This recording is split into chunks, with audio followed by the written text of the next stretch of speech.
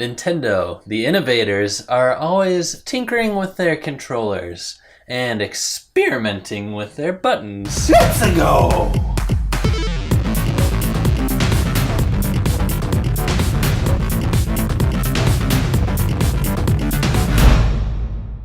With all the different button configurations and versions, yes, inevitably we have strong opinions that we will kill each other over.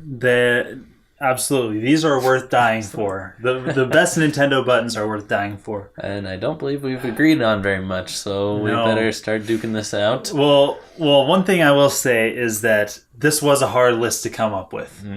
It really was. You just couldn't think of any good ones? No, there were too many good ones. There were so many variations of a single kind where it's like, which one of these is the best? Yeah.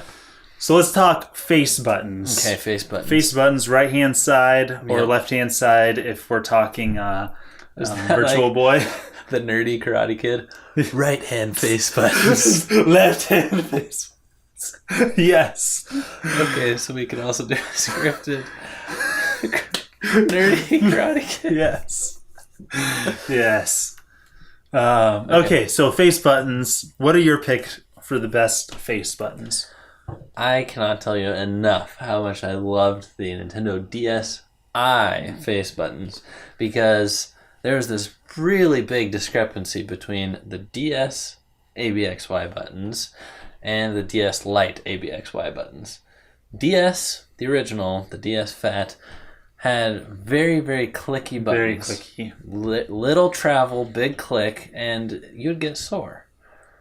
They really overcompensated with the DS Lite, and they made some very, very spongy buttons. Probably the spongiest buttons in their history. And a lot of people in game journalism are on record saying the DS Lite is like the best handheld ever. But I can't agree because of those buttons. The DSi had the perfect marriage where it was just enough travel distance, just enough click, just enough comfort and just with the whole wonderful feel of that handheld, it was just a joy to touch and press. I will say that I didn't have too much time on the DSi, but it did have really good face buttons. And I would have to say, in that category of face buttons, yes, it has to be that family. The only other face button besides my other pick here that I really thought was worth talking about was the GameCube B button. Yeah, I really liked it. It's a good button. But I had to go with the original layout, the SNES, maybe with 3DS coming right up behind it because I do like that click. But the SNES was a little bit spongy. But that Y button, that big Y button that allowed you to run and jump at the same time, that's for some reason that they have a hard time duplicating. Where does the B button go? Where does the run button go? No! Back! I just reread that Brawl in the Family comic where it says, who tests these controllers? Do you remember that one? No, I don't. It's like Ridley and his finger is like... He's like, this is great! I thought of you. I thought of you. So I have to go with the SNES and its variations. Probably, the classic controller, the 3DS, and even the Switch has good variations. But I go with the bigger variations. Okay, well, I can't really properly argue with you, having shame of all shames, never owned an SNES. So hey, it's okay. I never owned an N64, so I'll take your word for it. It's all good. I think we know what each other's next Christmas present should be. Yes. N64 and Super Nintendo. I was trying to think of something funny that would put you down like Rogaine or something, but you're not even close to balding. Oh man. I enjoyed the Wii's A button. It was a pretty cool button. It is. It was very modern because it was like see-through, and you don't see that. So it was nice, large, good feeling, and it had a nice press.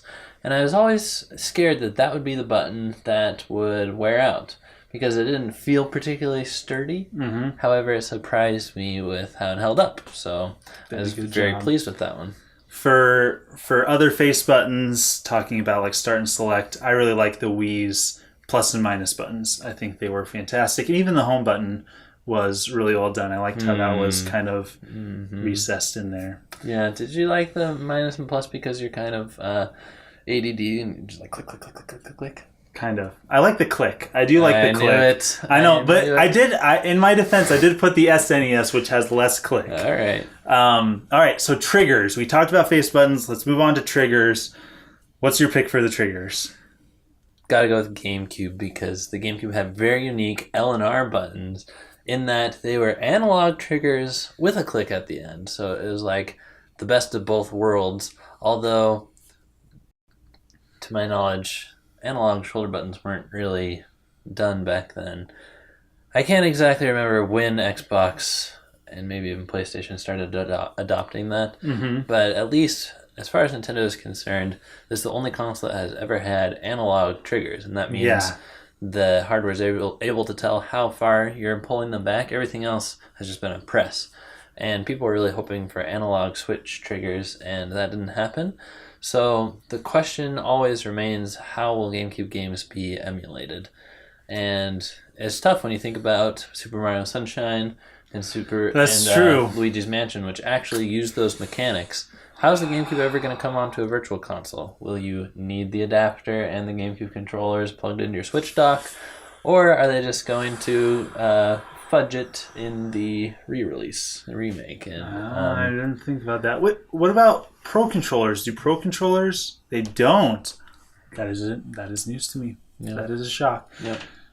Personally, I do not like the analogness of the GameCube's shoulder buttons. In fact, when I play Smash Bros, Simeon. I do not touch those. If it were up to me, I would like a controller without those triggers. A GameCube controller that just takes out the L and R. But because I like the analog, and therefore, to me, the 3DS triggers are perfect. You like the digital, you mean? Yes, I like the digital. Did I say I like the analog? I meant I like the digital. I don't like the analog. Right. I like that click, so you know when you're pressing it and when you're not. Besides those few games, 3DS has nice triggers. It does. And also the GameCube Z button. If you're gonna talk about Z buttons that are actually good, it's the GameCube Z button. Okay.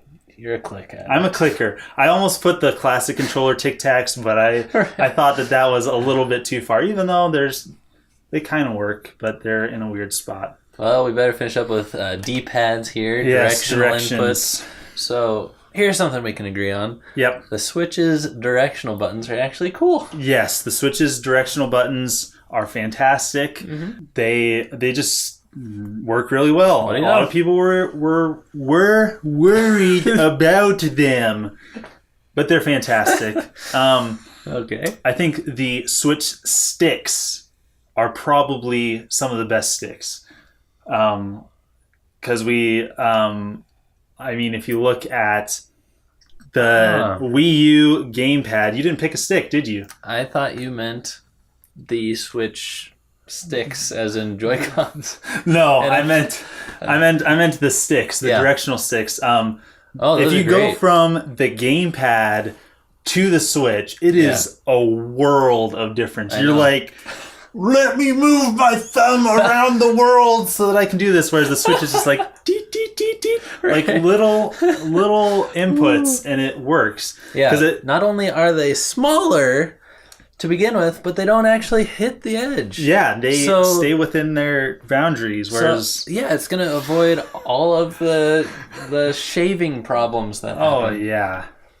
Of course, we don't know if eventually they will break like the N64 directional. That's the worst thing. Yeah. Okay, the worst thing of any controller that Nintendo has ever produced is the N64 directional stick. Can we agree on that? Oh, totally. And I think that the best video for viewers to watch after this one would be when we just lambast third-party controllers. Yes. So enjoy that one. Indeed. I also went with a couple other D-pads because Nintendo had a patent on the D-pad, and they did it really well on most of their systems. I liked the DSi, because the D-pad was just as nice as those face buttons on the other end of it. And also the NES. Good D-pad right NES was a really good D-pad. It did wear out after 20-some years of use, but I don't know if you can complain about that. Probably not. I also liked the GameCube D-pad. I thought that it functioned really well. I don't even know who you are anymore.